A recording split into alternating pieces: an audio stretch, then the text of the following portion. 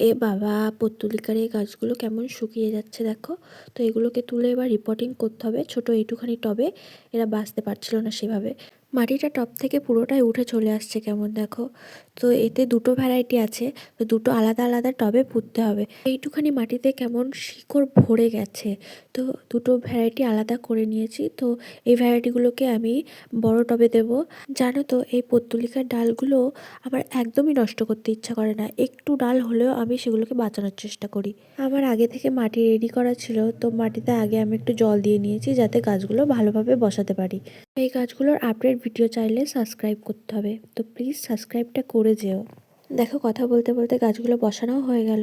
তো আর একটা ভ্যারাইটির যে পত্তলিকা গাছগুলো ছিল সেগুলো আমি ওই টবটাতেই বসালাম, কারণ আমার কাছে আর বেশি টব নেই। তোমরা আমাকে সাজেস্ট করতে পারো যে আমার এই ছোট্ট ছাদ বাগানে আমি আর কি কি গাছ বসাতে পারি। আজকের ভিডিও এই পর্যন্ত। তো টাটা সবাইকে। গাছপ্রেমীদের জন্য অনেক ভালোবাসা রইল আমার তরফ থেকে।